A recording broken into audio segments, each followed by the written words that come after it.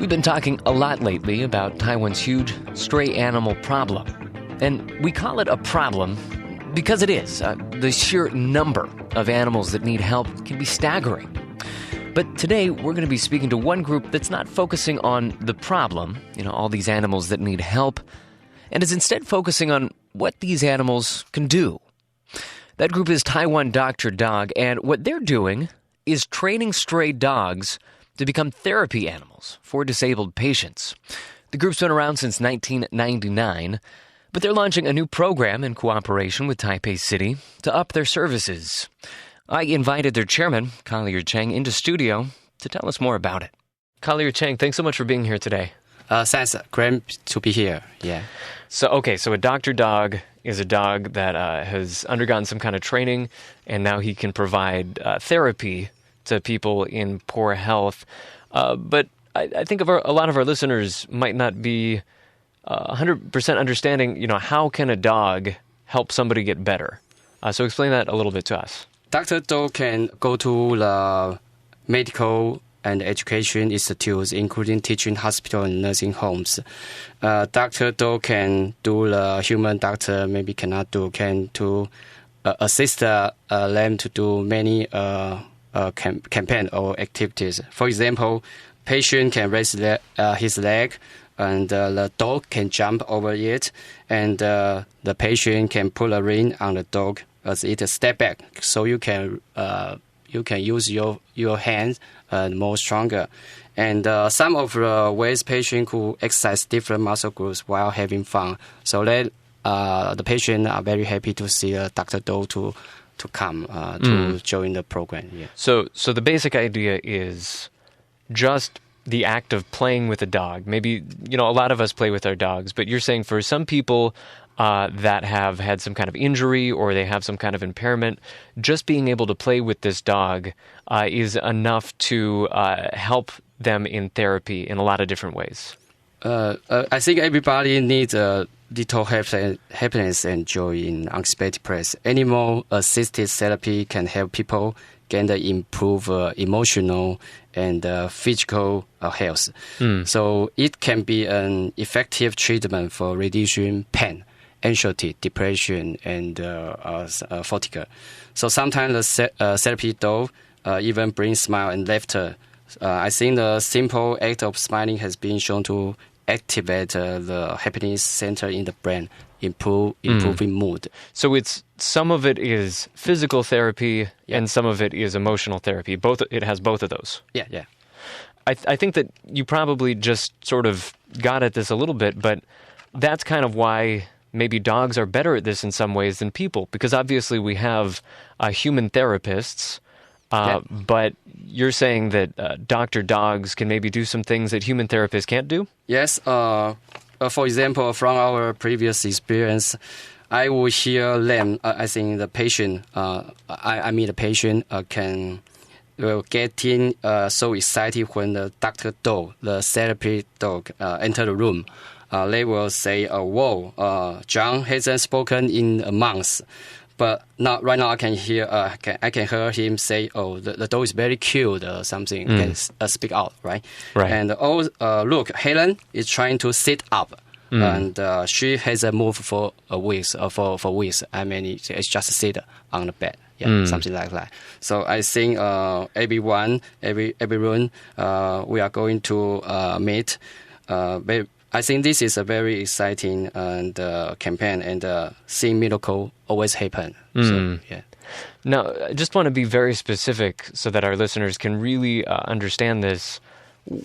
Just give me one more example. What would be an example of some kind of physical problem that somebody would have, and how a Dr. Dog would help with that physical problem? For your grandmother cannot use his finger, but a doctor Dog come in, they can use a comb to comb his hair. Yeah, can help him to use the muscle. And so just a simple action like combing a dog actually really does help this person's muscles. Yes, and sometimes they can give the dog a hug and something. You can see very healthful. I see. Yeah.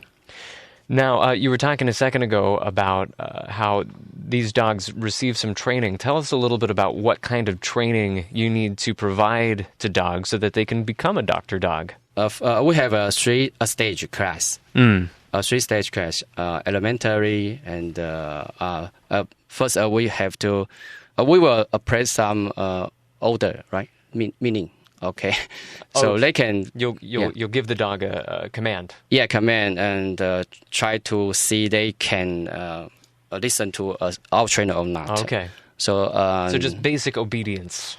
Yeah, and if the stage is okay, we can move to in the second stage, and we'll give teach them some skills, like sit down and jump out over the patient's leg or something like that, and we'll mimic some environment, maybe in hospital.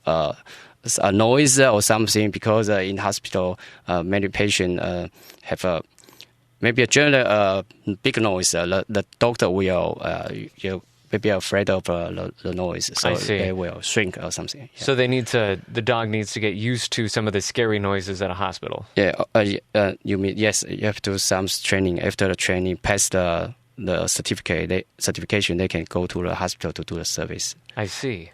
And I guess that's really important, because there's a lot of dogs that have too much energy. They're always running around. They're always barking, and that would not be a good doctor dog. Yes, so we selected the stray dog, the abandoned dog.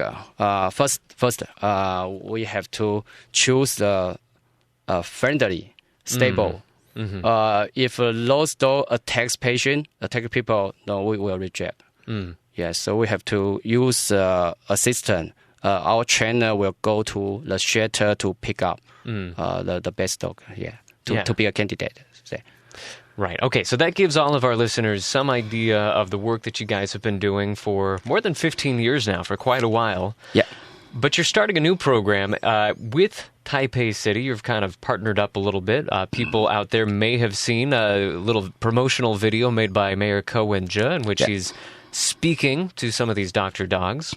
And the basic idea here is that you want to expand how many doctor dogs you can have. I mean, right now, this is a program that's all over Taiwan. Right now, you have something like, I think you said 80 doctor dogs all around Taiwan. Yeah. And you're hoping that this program can increase that number. Tell us about this program in Taipei. In this year, we collaborate with the Animal Protection Office. We like to launch the program namely the Stray Dog Start Program, to find homes for those dogs at the Taipei Animal Shelter. We will select 20 to 30 dogs. So we will need maybe about the same number of family to raise them. Because I will select the suitable candidates and arrange for their training, but the owner must accompany them to do the training. I see. Yeah, so they will the match is very well, and I hope the dog can be doctor dog in future. So it seems like the really important point here is that right now your organization can only keep so many dogs. You only have so much resources. But if you can get more families involved, then you can train more dogs and help more people. Yes, because right now we only maybe about 80 doctor dog in our association. Yeah. We need more doctor dog to attend our medical service. So we try to through this big campaign. So to have a very successful start. Yes. You really need the Taipei public to help you right now. I mean, you need families. We need the family to join the program. Yeah. So tell us a little bit. So for families that are considering this, tell them a little bit about what it's going to mean to have one of these dogs. Okay. Because we need a family, lots of family to maybe 20 to 30 family to join this program. Because the stray dog will try to find their home. So if the people, the family can join the program, they can feed them, raise them, and have a better place for them to stay. So we try to improve their living. Their living environment. Yeah, we try to improve their living environment. Yes. And so then the family would also help the dog go to training. And then once the dog is trained, the family would help the dog go to various hospitals and nursing homes and stuff like that so that the dog can provide its service. Yeah, this is our purpose. Yeah, so we try to use the... from 1999, we have 300 Dr. dog. One third, 100 Dr. dog came from stray dog. So this is model, and we did very successful. I see.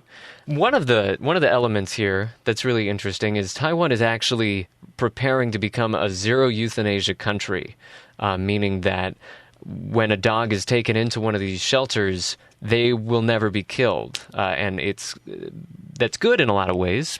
But it does mean that there's a challenge because these shelters are going to have to house a lot of dogs. It's going to be a huge challenge for them.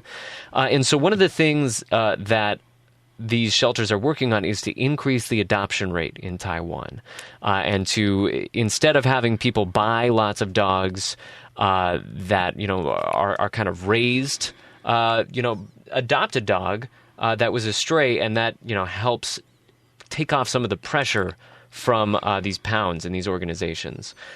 So is this Dr. Dog program related at all to that effort to increase adoption?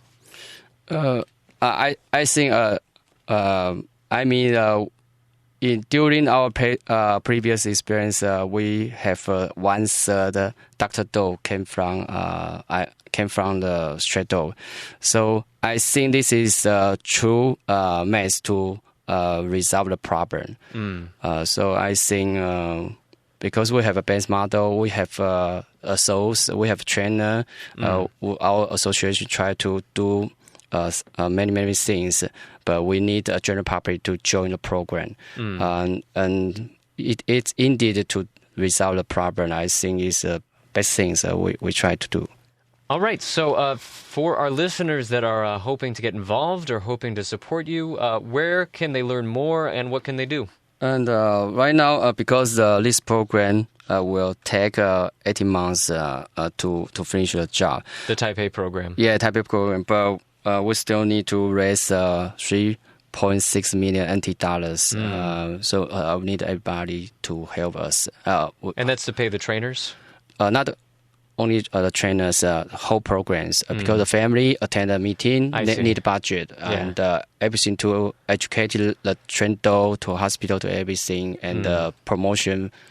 So is there a website they can go to learn more? Yeah, we have Facebook, Taiwan Dr. Taiwan Dr. Facebook. You can find information. Yeah. So just search for Taiwan Dr. Dog on Facebook. You can find all that information. Yeah, find everything and find a TV commercial.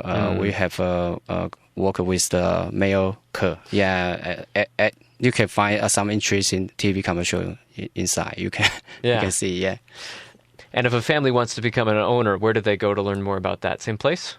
So you, if you are interested for raise those stray dog, you can contact with our association, or just check this information on Facebook, Taiwan Dr. Dog. All right. So also on the Facebook. So the Facebook is the place to go to learn more about this program. We have, of course, been speaking today to the chairman of Taiwan Dr. Dog, Collier Chang. Collier, thanks so much for speaking with us today. Well, thanks for everything. Thanks.